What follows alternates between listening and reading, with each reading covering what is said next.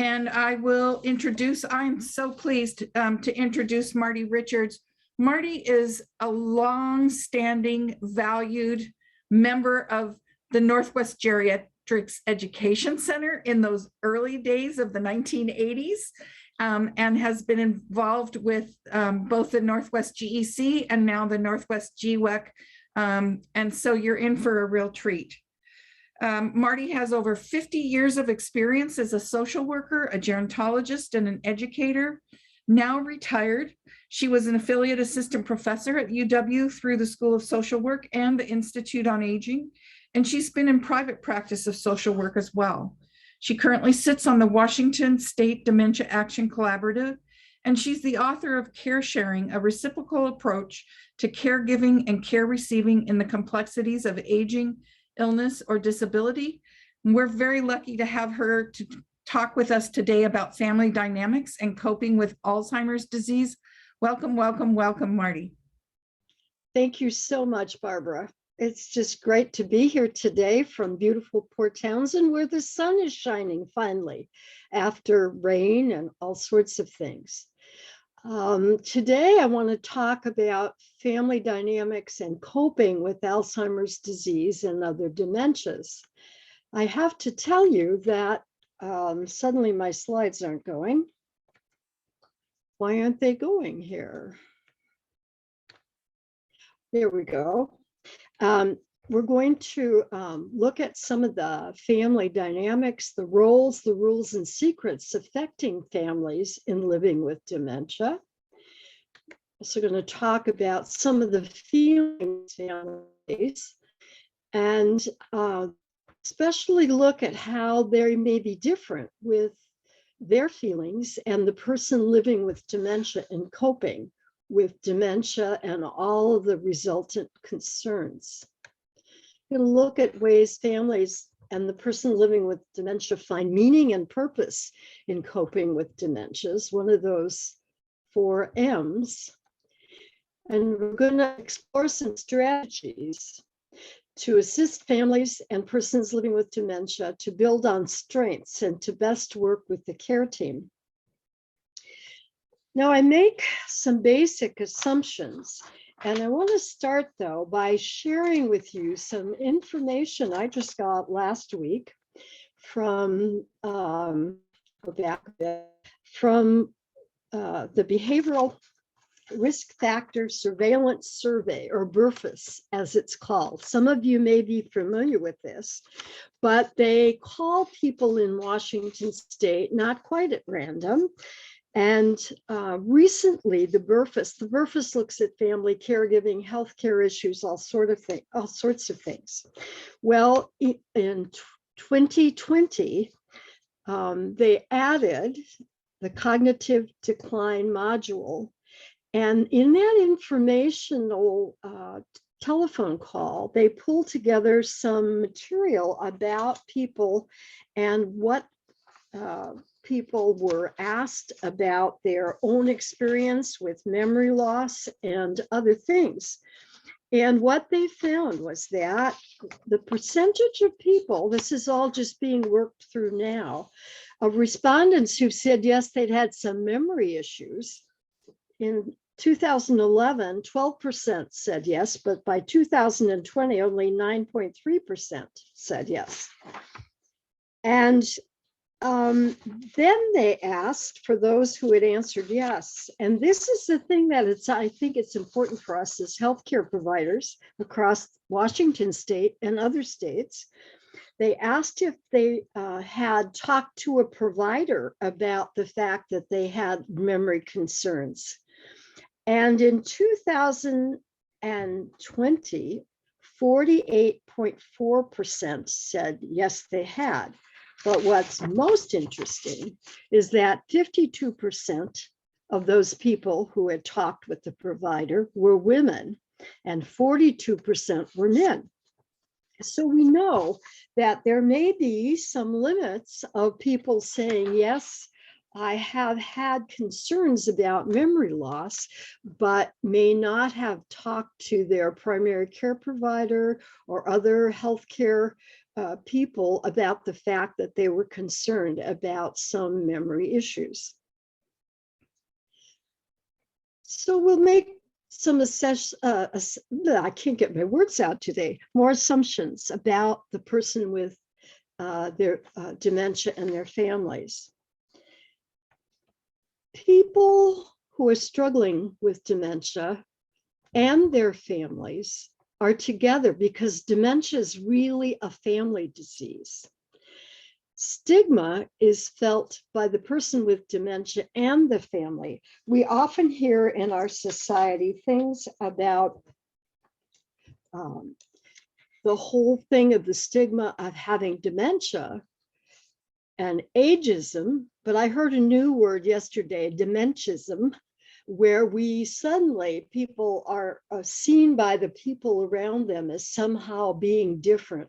And I remember the story of an airline pilot that I heard, and he was out for dinner with his friends, and during his yearly checkup, they determined that he had dementia, and he told these trusted people around him that he had dementia, and the dinner conversation, which had been going along quite well, just stopped. And then people kept, they went on and they kept talking, and nobody talked about the dementia. And his question was, did I suddenly become a different person? He didn't. But I think sometimes that happens to people, and those of us who are with that person feel kind of strange, and the person feels kind of strange. We'll talk more about that in a bit. I think it's important to remember that I'm going to talk about some general ideas, but each unique family defines their concerns in their own way. And there, it's been said, when you've seen one person with dementia, you've seen one person with dementia. And that is really, really true. This is one of those messages I want you to put on your forehead. The person living with dementia and their family deserve to be treated with respect and dignity. And in my 50 years of work with older people and their families, what I've seen from healthcare professionals and from families and from people in the community is that doesn't always happen. And so please remember that these are bedrock values about how I want to be treated and how I'm sure each of you want to be treated. And so do the people that we share with and work with. I think the people who are frail, those who have dementia or any kind of diagnosis, have much to teach those of us who are, quote, well. And I put those in quotation marks because I'm not sure that these are fair categories. But I think once a person gets a diagnosis, often their families and others forget that they have much to teach and we have much to learn. And if anything is true, change is constant. So what may be true today when you're newly diagnosing a person, in 10 years may be totally different, or in 2 years. What I found with COVID is that so many people that I've worked with in Memory Cafe and in our community are now have lost so much. COVID and isolation made it very difficult for families and the people around them. But change is constant because dementia is a neurocognitive disorder that is progressive, and the changing needs of the person living with dementia and their carers is constant. I think families need to understand that too. And you get questions from people, well, how long is this going to last? I could maybe do it for a couple of months. People with cancer ask that kind of question, but I'm not sure I can do it for a long time, and we don't know. What's really difficult is that persons may be at different places along a developmental life cycle. So a person may be accepting of the illness, understanding of the illness, because they've been seeing changes over a long time. A family member coming from long distance may walk in and say, what's happened to mom or dad? And mom or dad are kind of at at a certain place and they come in and they're much younger and they don't get it. I hear that person's just not trying, or you're not working hard enough with that person. And so I think it's important to understand as we go along in the family life cycle that they may be dealing at a different place in their lives. A person with a young family may have a lot of energy in their kids, but they're also worried about mom and dad's dementia. So we have these people struggling along the cycle, and coping becomes very difficult. And it's important. I'm going to talk about some strategies and actually some new tools that have come out to help families and people living with dementia to deal with some of the issues they're coping with. And an effective tool for one situation may not work for another. And we found this out when during COVID, a lot of things had to go online for memory cafes and other kinds of things that were available for some. But I lived here in Fort Townsend, where my internet is sometimes very spotty still. We're getting new high-speed internet soon, they say. But some people may never have worked with the internet. But the internet may be the exact right way to work with another person in their family, even through interactive diagnostic meetings online, etc. So it's important to remember that some people, I'd rather have a piece of paper that I could look at just because of my age and what I'm used to. I've learned to use Zoom and other online things, but it's only because I've had to, not because I would choose to. It's also important to remember that we have people who have strengths and concerns. We meet them when they have the concern. I can't remember, doctor, I'm having some trouble with word finding, et cetera, et cetera, et cetera. Those are some of the concerns, you hear them.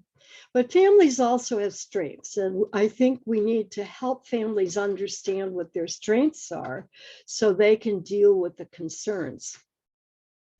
I believe that care is built on resiliency and reciprocity, and each person has a cultural and diverse perspective. And I want to say something about that here. And that is that the family may come from a different cultural or diverse perspective than you are coming from. And I think it's important for you to be aware of your own so you don't make judgments based on what you know. I think also what happens is that we may have people who are very different from us, and we don't know what's going on because we haven't taken into account cultural or diverse perspectives. On the end of your slides, you have a series of resources, and I want to bring this one up that was published last year. It's called Caring for Those Who Care, Resources for Providers, and it's put out by the Diverse Elders Coalition. And it offers some guidelines and thinking about what people have had to deal with in terms of their experience with healthcare and why they may be reluctant to come and talk with you or to share with you. And it's also important that the sense of meaning and purpose and value and the safety and mobility issues can be an issue as well. All kinds of things, because what we know is that diverse groups have had health disparities. They have different cultural commitments to care, and their group as a group may have had a terrible experience with healthcare. And we've seen that in so many ways over the years. So you may not know a culture that you're working with, but let the person who you're working with and their family be your cultural guide. What does that mean to them? How do they understand this situation? And I think that what happens is people find out that they haven't been able to share openly because the person on the other side, they've done, all kinds of studies with different groups about maternal health care, who gets better care. There are issues around dementia as well. Ask the person how they see family. That's key. That's a strategy.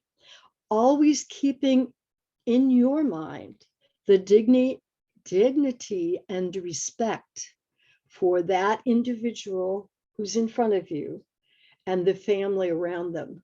And remember that the family may not be the person in your office totally. It may be long distance people. It may be people around them who have become like family. And it's important to know how that person understands family for themselves, or how the family unit understands family. We all know this one. Oops, I think I missed one here. There we go. So some of the concerns of family vary depending on who is the person with dementia, the family system, the progression of the dementia process, and the resources available. These are all variables, and you know this to be true, but I think we have to keep them in mind as we are working with a family unit. Who has this person been with dementia? What's their family system like? How has the dementia progressed for that person? And we all know everybody's different. And what are the resources available? And that's a real problem, especially in rural areas or computer deficit places where, our kids had to go to hotspots to get schooling for COVID out here when there wasn't computer access in their homes. So it's a concern. One of the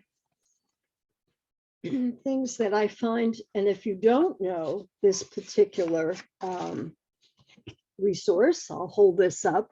One of the things the Dementia Action Collaborative in Washington State, and again, this is on the website where you can get it online, but many physicians' offices have these. I walked into a speech therapist's office the other day, who work with people with dementia. She had a stack of this. My church had a stack of this. This is a helpful tool. I don't know that you can see this, but it's very well laid out. And one of the things about the Dementia Action Collaborative, I'm not holding that up right, is that by law, it was decided that people would be able to share, people with dementia would be able to share on this committee what they thought was important and not important. So I think it's well written, it's been utilized a lot, and it's a very simple tool for helping people understand what kinds of things might be available. Many of the carers that I've worked with have been in a situation where they get told they have a diagnosis for their loved one, but then nobody knows where to send them. I worked with the Memory Cafe before COVID here, and I was so pleased that two of the people who had come at the suggestion of their doctor's offices. So for you docs out there who are helping people find these resources, and your office people helping people, thank you. It's really good to hear that. The concerns of family are often steeped in what kinds of things are going on for the family. And again, they can be culturally determined, and they do affect how people are thinking about things. The use of medication is interesting based on different cultural values, and like whether people should be driving or be allowed, how much safety and how much freedom do we worry about with people as well. I like to use what's called a care sharing approach. The person receiving care and, oh, I did this slide wrong, and the care partner, or the person giving care, are care partners. This means one is not higher than the other, and that's the kind of philosophy they take. So fix your notes there. It should be person giving care. So let's talk about family dynamics a little bit, because I think it helps us to understand what goes on in families. And this didn't start the minute you encounter somebody in your practice, whether you're a nurse or a doctor or other professional. Family members play roles. Again, they also have rules about how families should do things. There are secrets in families, and there are family responsibilities that have to be balanced. Now, you might not know what all of these are, but they come apparent when you're working with the family, and you see that kind of one person's been identified as the carer and one the financial advisor, and all of those kinds of things. So let's look at roles. They may be culturally specific, and they can be functional or relational. They develop early in life and sometimes can remain even when they're not very helpful. So is this a person who's always, the person with dementia, been the matriarch or the patriarch? Is this a person who is now a caregiver as a functional role, or relational role as a son who never got along with his mother? These kinds of roles are important, and people find their meaning in role as being a caregiver, or as being a matriarch or patriarch, or the mother, or the family expert. Many of us who are social workers and docs and nurses end up being the family expert for our family. And currently I care for a sister long distance who has dementia related to MS.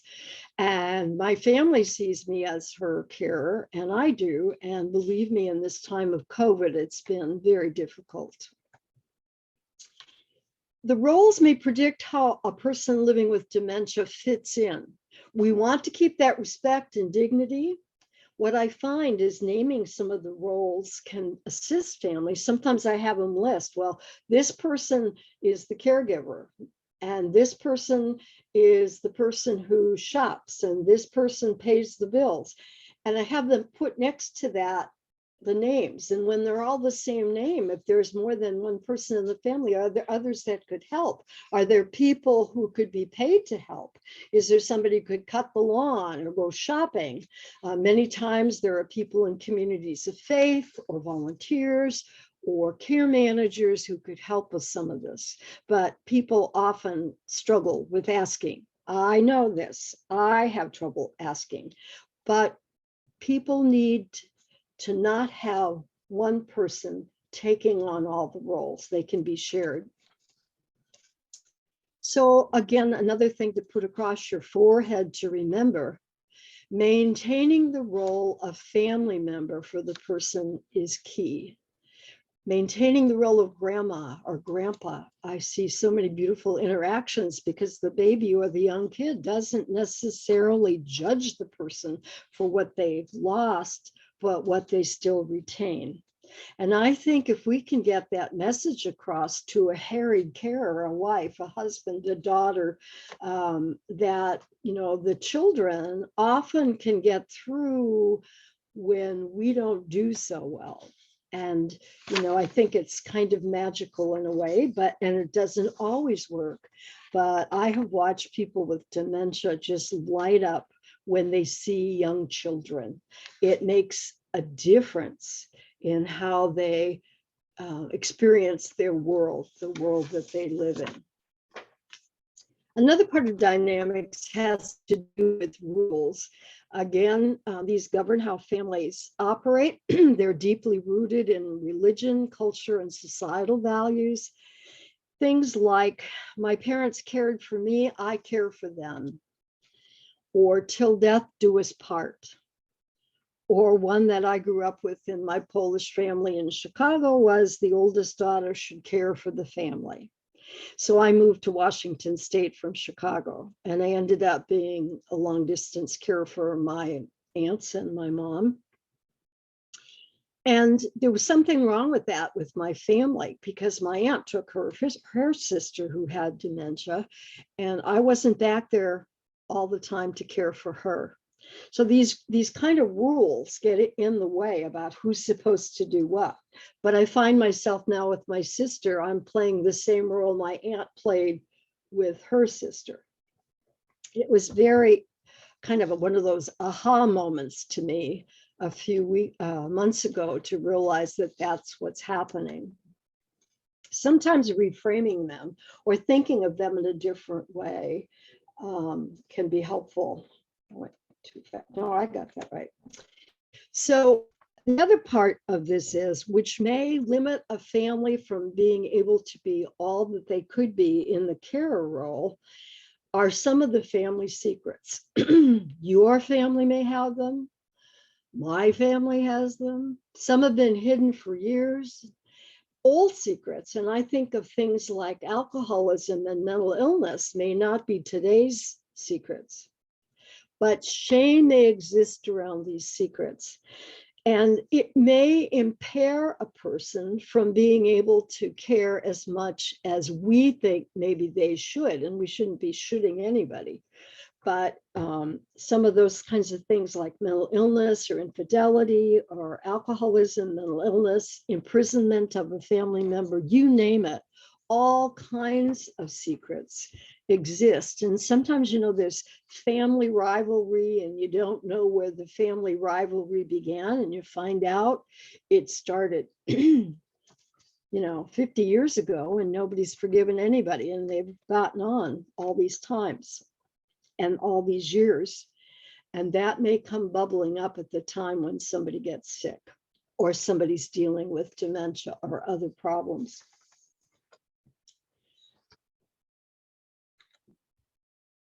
Understanding that secrets exist, you don't have to know what they are, but they may keep them from boiling up. But acknowledging secrets can offer opportunities for forgiveness and working on unfinished business. And I think families talking to a counselor or a religious leader or someone that they trust about these kinds of things, or someone that they know can help them and is there for them, or as my 100-year-old friend used to say, somebody who loves them with their warts, who can help them work through this. But we have a tendency to keep this stuff inside, and then we wonder why we're so angry or frustrated in a carer situation with the person we're trying to be helpful to. Now, the other part of this, in terms of family dynamics, has to do with the responsibilities. Families are constantly balancing responsibilities. There's two parts of this I think it's really important for us to think about. A partner, long-term partner, may be balancing trying to do things that they always did, but also what the person living with dementia used to do, and balancing all that can be difficult. Younger families may be working with balancing work and work responsibilities with the responsibilities of caring. And this happens to people who are nurses and social workers and other healthcare providers, where they're working maybe with this at the job, and then they go home to care for somebody. And I've seen this way too often in my 50 years. We have to be aware of how we balance all of this, and there can be help. There can be respite, somebody coming in. There can be adult daycare, although that's limited in many of our states these days. There can be other ways of dealing with this. But what I find out is those of us who are carers and know too much often don't want to let go because we need to somehow find our meaning in that caring for that person, especially if it's a quote expected of us. Talked to one family recently who's quite young, and they were talking about her parents who are my age, and I'm 76 right now, soon to be 77. And I was asking her about, well, how are your parents doing? Well, they're doing pretty well, but my sister's a nurse and she lives next door, so I know she'll take care of them. And I said, hey, wait a minute. It's going to take more than just your sister living next door if your parents need help. But it's like she's already identified her sister as the carer. Each family works out its own equilibrium. And we know that conflicts exist between home and work, and we need to do more work on work-life balance, and caring is a part of that. Certainly issues come up between generations. Competing responsibilities can overwhelm persons.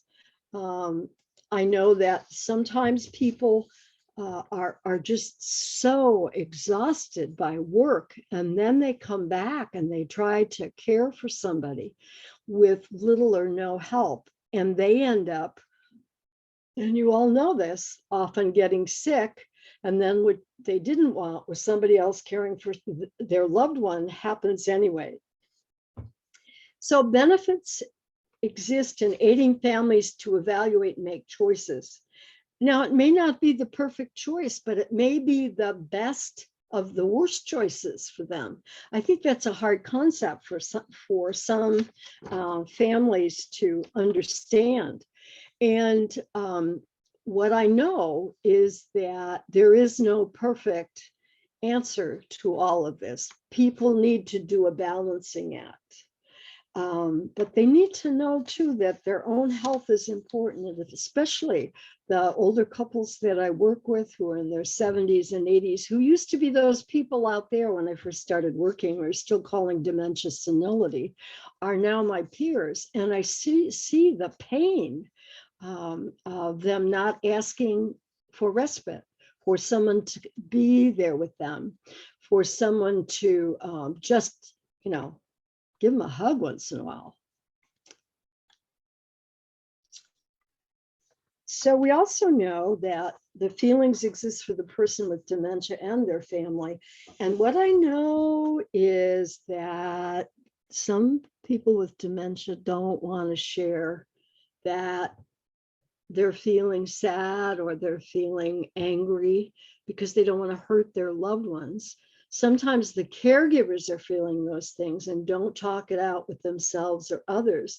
Sometimes long-term couples get into all kinds of pain, and I feel sad for them when they can't talk about those things that they've talked about for 60 years of a good marriage. So they need to be acknowledged and named. And I think some of this may underline the unreasonable demands that seem to be unreasonable for some of the people that we work with. It's important as we work with families to understand, oops, how I got there, I don't know. So some of the feelings, the sadness, my loved one is not who I know. And I think of a nurse I worked with many years ago, really good geriatric nurse whose mom was in a long-term care facility because she had a lot of needs that couldn't be met at home. And my friend said, when my mom went into long-term care, I grieved for who she was at that point. And I was surprised by the grief I felt when she died, and I grieved for the quote, little old lady she'd become. And I thought that that's always stuck with me. There's a lot of fears. Families fear what's going to happen legally, what's going to happen, how long can their health hold out. There can be anger, righteous anger. This is not always a fun disease. But I also think we have to be careful that we don't get into, quote, the thinking about the illness epidemic kind of mentality rather than anger that this person doesn't know me anymore. And then a lot of guilt. I shoulda, coulda, woulda. And we are permission givers to help people take care of themselves so they can take care of their loved one. It is okay. And I see carers saying to me, but I feel so bad if I leave John with my friend from church who comes over because I should be here. There's a lot of helplessness and hopelessness about these illnesses as well. And I think this is where finding resources and finding people that they can share with becomes very important. Obviously, there's powerlessness and ambivalence. You love the person, you hate the illness. It's understandable, but it goes back and forth, back and forth, back and forth. And, you know, it's hard to focus on what a person can do when you see so many things that they can't do anymore. So these are there, they're not new to you, but I think we need to be in the back of our heads thinking about how this family or this person living with dementia is coping with these kinds of feelings as well. I see so much frustration and anger in the person with dementia who knows at some level that they're not who they used to be. And so there's a kind of a just tenseness in the relationship with the long-term partner that becomes very difficult. I think it's important to remember and help families understand that feelings are not good or bad. They are. Naming them can lessen their negative impact, and sharing them assists persons feel less alone. And this is where I think support groups help, where I think having a trusted confidant in a community that understands what dementia is real important. But it's also, and this is what I try to stress, it's possible to share laughter, love, and joy with people with dementia. And the spiritual, this is a thing that keeps many carers together, but it's also a place where people are not willing sometimes to share what's really going on. What I know in my work with communities of faith, and we've been doing work through the Dementia Action Collaborative of working with communities of faith, of understanding how they can incorporate people in worship. And I'm fortunate to be part of a community where people with dementia have been brought in together. Sharing in a Bible study with a woman who struggled with dementia was a great learning for all of us. She couldn't always get the content right, but she knew that Jesus loved her and she loved Jesus, and that was important. Well, it was a very accepting group of people around her. That isn't always so in communities of faith. There's so many ways creatively to share laughter, love, and joy, and I'll talk a little bit more about that in a bit. So these kinds of family dynamics are in place all the time. We may not know specifically, we may have the time to know, but I think there are a few basic questions in working with families that are helpful to know. So one of the things is, do long-term positive family interactions exist? Is this a family who's always gotten along, or have they always been conflicted? And even for families who've gotten along for many, many years, the dementia can be an issue where it blows families apart. They don't understand. So if we can help families remember the positive things, the things they used to do to work on to make things better, we might be helping them to cope better with dementia. And obviously, histories of conflicted relationships sometimes can get worse. And I see this in families where there's always been a, quote, favorite child or a favorite grandchild or somebody. And I hear things like, she always cared about you more than she ever cared about me. Now you do the caregiving. That sort of thing, which doesn't help anyone, but it happens, and there sometimes needs some mediation and family counseling around that. What are the family strengths and who are the supports?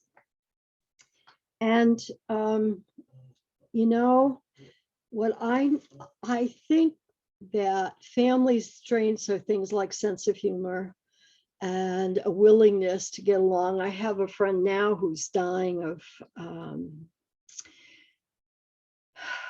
a cancer with dementia right now. And her family, long distance, are all there with her. And they are staying with her. And they've been with her the last year. And now she's on hospice. And this family says, we will stay with her. But her son, who's looking more and more worn out all the time, says, but we know we have to give each other space because we can start walking all over each other.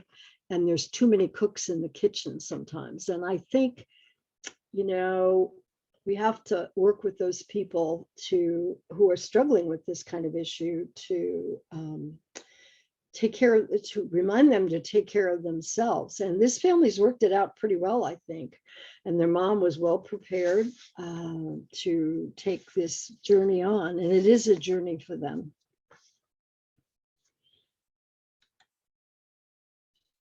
And here's one that I have, in the last bit of time, been working on in my head and my heart when talking to people, because now it's my peers, not my older family members who are struggling with memory loss and dementia. So the question becomes, with whom does the person living with dementia and the family feel comfortable about sharing about the illness and its repercussions? So if I tell the wrong person that I have dementia, how do they respond? Do they just write me off? Or do they say, I understand why you're feeling this. I'll be here. Just give me a call. Or what can I do to help? Or I'll come over and help you.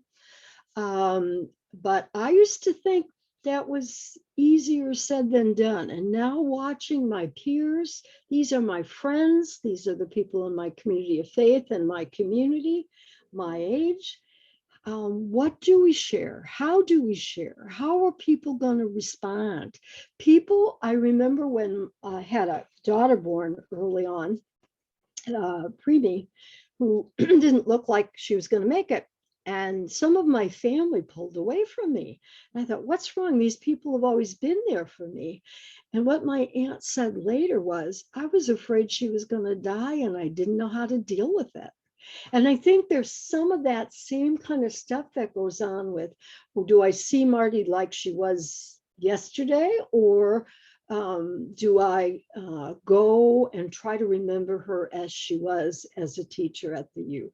Those kinds of questions. And I don't have an answer, but I think we have to ask, with whom do I share, when, and how? And I think families may share, but then they also feel some guilt. Does this person get treated worse because somebody knows they have dementia?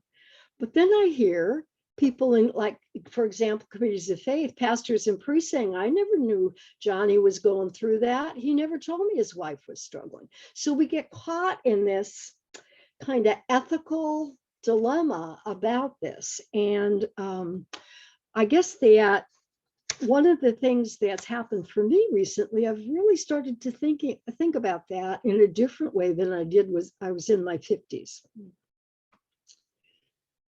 Who in the past what has worked in the past that could be used now?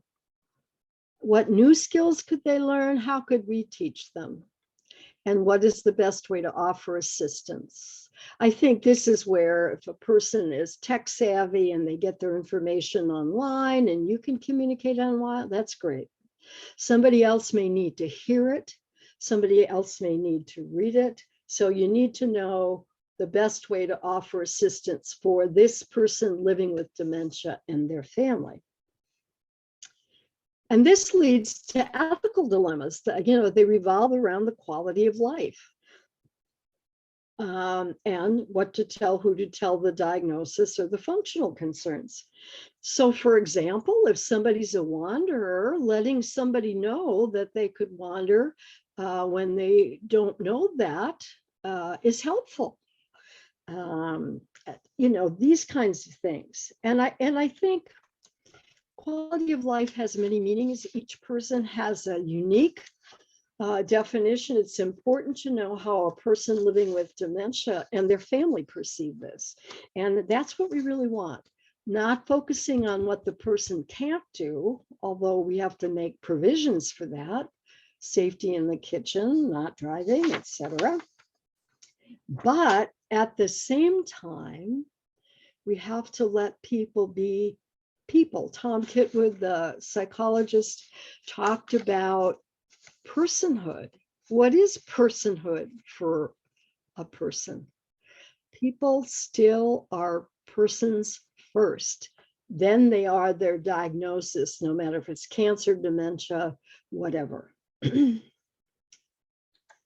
So we've talked about these safety versus autonomy, driving. How much safety is a person have when they walk around the block and get lost? Or how can you help make sure that they don't wander away somewhere? Driving's a big one. Decision-making challenges. Persons don't have to have everybody making decisions about what they're going to wear every day. They may not be able to sign documents in their dementia. And there are always bounded choices.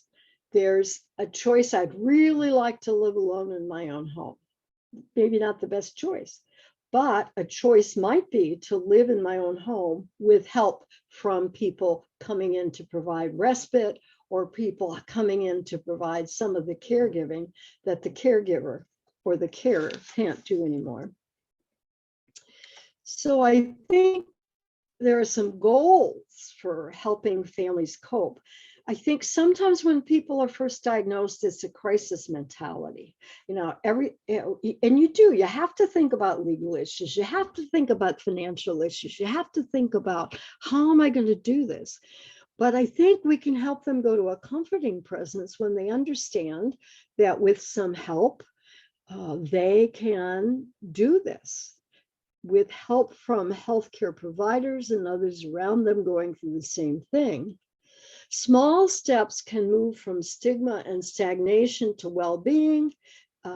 We hear about age-friendly communities. There's lots being done now with this sense of dementia, caring communities.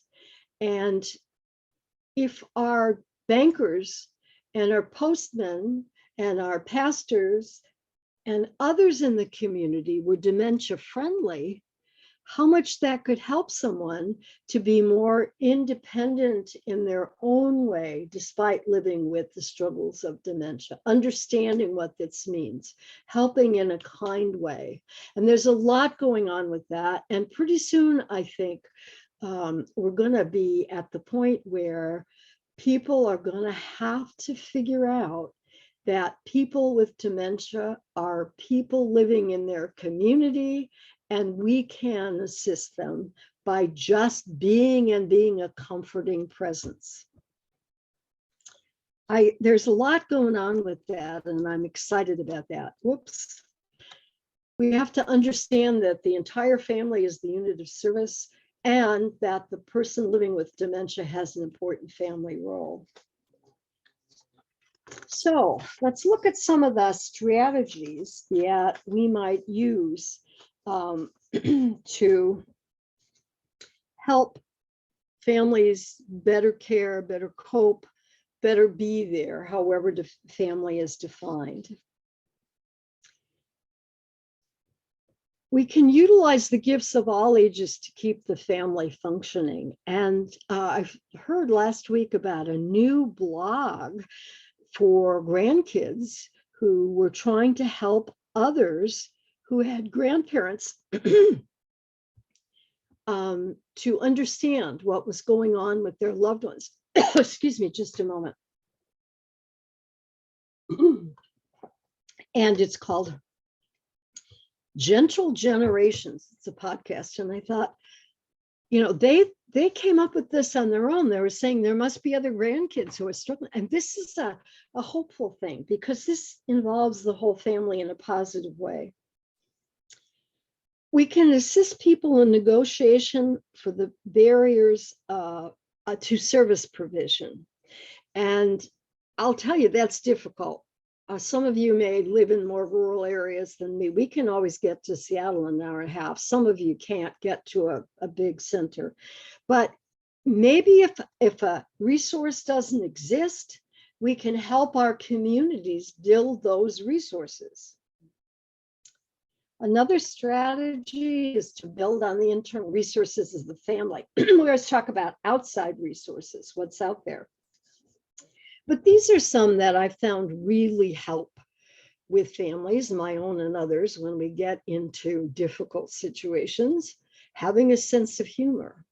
And some of the best jokes I've ever heard are from people who are struggling with dementia and early or mid times of dementia.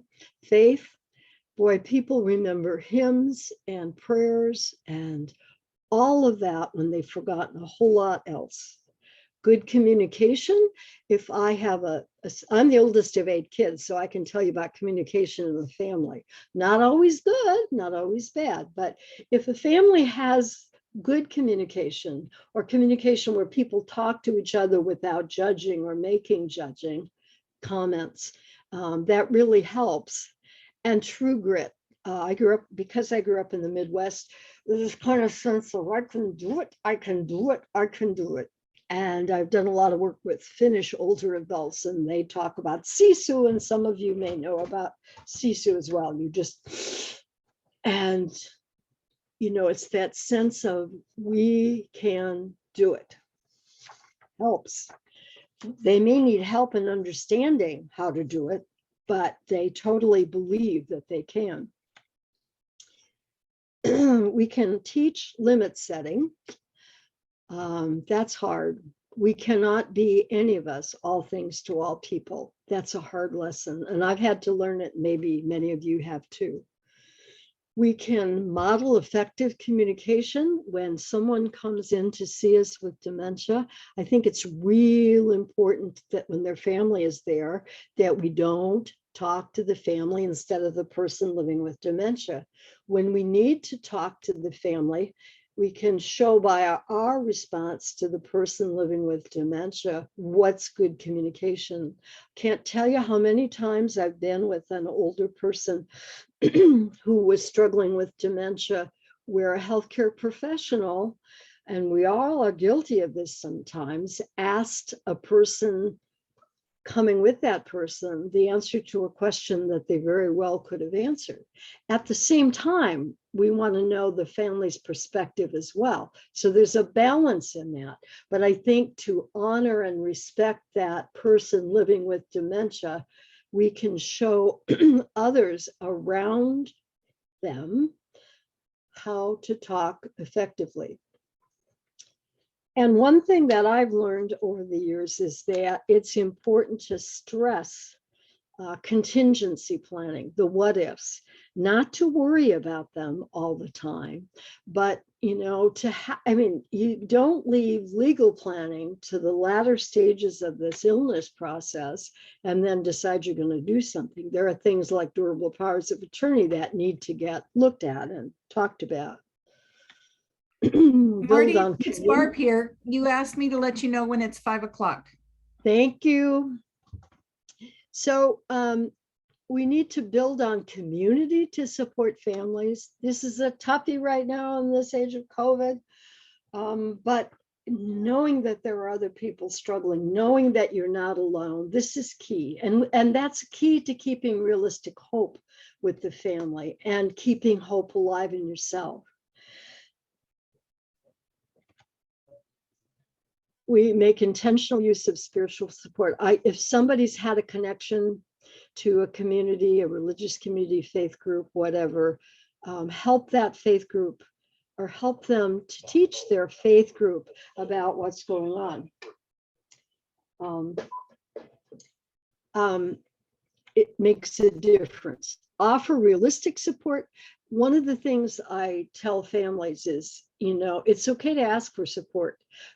People will say, call me if you need me. It's okay to call them. But what I tell people on the other end is that, hang on just a minute. That was off. I don't know why it went back on, technology. And building on the coping skills that work for a family, reinforce them. If you have, especially for care partners, and they're taking care of themselves, and even teaching mindfulness and breathing, whatever. Sometimes they can develop new skills and utilize education. I am always amazed when the Alzheimer's Association or other groups starts working on education again in the communities. They've done a lot online. How many people that come in say, so what is dementia? With all the stuff that's out there, people are starting on the journey alone. They don't know what to think about it. They don't know what to do. So now I want to tell you about some new tools that are available in our state. One of them has been just hot off the press. It is called Partnering with Your Healthcare Provider, a resource for people living with dementia, memory problems, and their care partners. Just came out. It is put out jointly with the Dementia Action Collaborative, the Dementia and Palliative Education Network, in partnership with the Alzheimer's Association and the UW School of Nursing. And what this is, for people who are computer savvy, is a series of slides online for family members, and it includes things like logs of what's going on behaviorally, and how to talk to your healthcare provider, and how to keep the care team on top of what's going on. And like I say, it has just come out, but one of the gentlemen who was a part of the testing of this said, having this has helped me better utilize the time that I spend in a meeting with a doctor, a nurse practitioner, or whoever else I'm dealing with, where they have looked at the logs, and we have to spend all our time together just looking at the logs, but we can spend our time talking back and forth. And he found this to be very, very, very helpful. So that was his feeling about it. I have seen the slides. I think they're well done, but again, they aren't going to work for everybody. There are some people for whom keeping a log, for example, about behavioral issues or about this or about that, really works. For others, it doesn't. So I think it's important to think about the person before you share this with them. But again, this is on your resources at the end. But the purpose of these slides is to understand how to form a working partnership with healthcare providers, to organize, streamline tasks, and communicate about the person's needs, the person who has dementia, and reduce chances of avoidable care transitions. And how much do we hear about that in healthcare these days? So that's one new resources that I have great hopes for, and you may want to look into that. Another new tool, again, done with the cooperation of the Dementia Action Collaborative, funded by Aging and Long-Term Care Support Administration for the Department of Social and Health Services. It's called the Dementia Legal Planning Project. Family worries about this a lot, and the website is there, but it's also at your resources at the end. And this is done by pro bono legal advisors throughout the state. It was done by the Northwest Elder Law Project in collaboration with Dementia Action Collaborative. And there is free legal advice, help with powers of attorney for finances and healthcare directions, and dementia directives. People 60 and older are eligible, and people with dementia of any age. Again, we want to get the word out that this is available as a resource.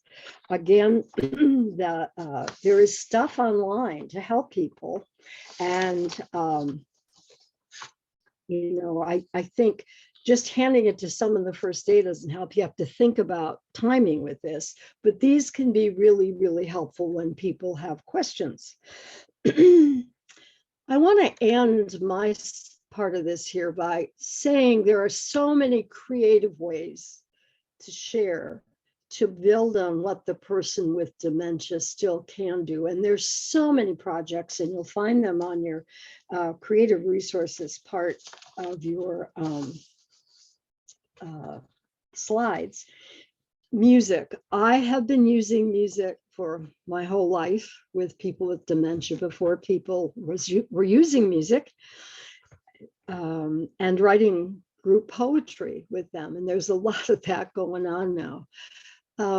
I was like a voice crying in the wilderness at that point, that people would respond to music when they wouldn't know what was really going on. It was amazing. And they've now done studies to show that music helps. And there are groups of singers with dementia who sing together. Again, they've been limited by dementia, but it's a wonderful way. In our memory cafe here, we did a lot of singing together, and it was just so fun, to the point that somebody walked in and said, who here has dementia and who doesn't? They couldn't tell. It was a normalizing a social event over pizza and singing and sharing. There's a lot being done with art in the Seattle area through Elderwise. For years has been groups going on, working with art, making art. The Fry Museum in Seattle is done here now, where they make art, but they also study the art. The Fry has also done work with going to the movies and asking questions and getting families and the people living with dementia to share. There's stories that can be shared. And there is a wonderful program, but it's not really a program, it's a part of our lives, to tell stories using funny pictures. And it's called, Time Slips. It was developed by a woman in Wisconsin called Ann Bastings, who was a MacArthur Fellow, actually, for her work with people with dementia and storytelling. And what they do is they take a funny picture and they develop a story around it. And it sounds weird, but I participated as a participant and as a leader, and it's really, really fun thing to do. The poetry, reading poetry, sharing poetry, writing poetry is a wonderful act of creativity. And then, of course, the connection to the faith community, sharing the music, sharing the prayers, sharing the rituals that have been important to a particular person are not only helpful in making the connection at the time, but also keeping them connected to community. And I think that one of the best ways to help families cope is keeping in community. The challenges now are how we're going to deal with COVID in the future. How are we going to find creative ways to connect with people when we can't use touch or we can't be there in person with people? And I know we all struggle with this, but these are some of the things that I think are important. Oh. Now my screen suddenly doesn't want to go forward. Well, I don't know what happened. So I think that was my last slide, except for the resources, which you can look at. I do want to share a couple of parting comments. One is that to help families cope, we need to keep hope. We need to keep hope with what we do, and that what we do makes a difference. And we need to help families understand that even if the person doesn't know them as son, daughter, wife, whatever, that they still know them as someone in their life, as a caring person. And I like to share the story that many of you have heard me tell before, but I worked for many years at a long-term care facility where a woman, and I'll call her Mary, used to live. And her son, who was a very caring, loving son, would come every night to see her.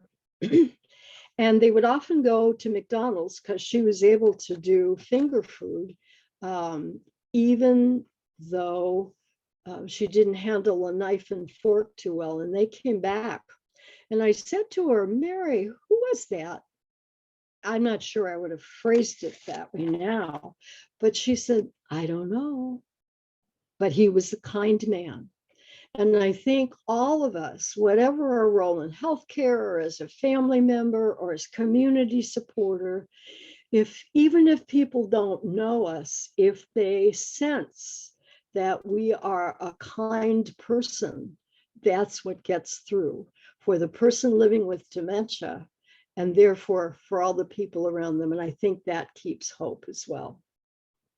So I think it's just about time for questions. And I don't know why my slides won't go anymore. Barbara? Yeah, I'm sorry about that. I can't manipulate it myself, but it is just the resources slides, and everybody should have a copy or access to a copy of the handout. Right. We do have some questions and some perspectives. Lorraine mentioned, and I think this is when you were talking about family secrets, that she sees this type of situation in the care center and in hospice. For example, the parent was an abuser, alcoholic, or neglectful in other ways. And we wonder why this lovely elder has no family caring for them or visiting or willing to participate. And then we need the MSW to help the family cope. So she just mentioned, thanks for saying you need that written word. Yeah, that's really not uncommon. We never see our parents the way people in later years see them. People tell me things about my mother, and I'm going, well, my mother's been dead for many years, but I go, really? My mom? And it wasn't abusive, but it was still they saw a different person at a different place in her life than I saw her. So, raising 8 kids and running around after us, it's like, oh, which is different than being an older woman with umpteen grandchildren. So Mary Zeitner said, asked if there is financial assistance for families needing care assistance, but are too poor to pay for it and maybe too rich for other services, and are not connected to anything like a religious or faith organization. That's the $64,000 question, depending on what state you're living in. A lot of us find ourselves, and many of us who worked in healthcare are going to find ourselves there too, where someone has too much money, but not enough money.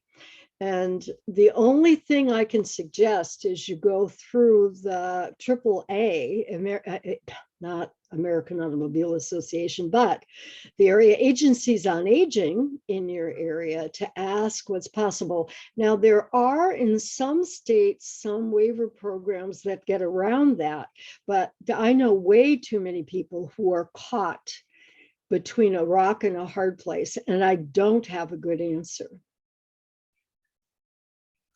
Well, the AAA certainly do have some of those sort of in-between services that they can point families to. So that's a great suggestion. Yeah, but again, it isn't adequate in our country. Yeah. So another question is, how do you help when the person living with dementia refuses to believe that she has dementia? Maybe she thinks that her grandson is trying to break into her house to steal and hurt her. What do you say to the person living with dementia? I don't know. I try not to make that person angry if I'm being accused of stealing, but there's no rational way to say this isn't happening, but sort of to, ask about the story and then try to redirect it in some way. Here's my dilemma. So I've had people with dementia say that stuff has been stolen. I never totally believe it hasn't been, but what I find out is many times it's a story from the past that's come back now. And I've had people tell me they've been raped by a nurse's aide, and you always have to investigate those things because it might be true. At the same time, if you know a bit of the history of the person, maybe they were robbed. It doesn't do any good to argue. No, that couldn't possibly be happening. On the other hand, I just try to redirect and talk about something else. Sometimes they just won't go there. And I try not to antagonize somebody. And often I'll offer coffee, by the way. In my experience is that, well, let's have a cup of coffee and talk about that or whatever. But it doesn't always work. People know when you're lying. I like the cup of coffee, though. Erica mentioned that it's not a resource that works for everyone, but they share a grant opportunity that families who are in that in-between eligibility stage maybe must apply for. And so she put a link into the chat box, helpforalzheimersfamilies.com, and then it's a sublink that says hilarity for charity. So where Erica, are you located?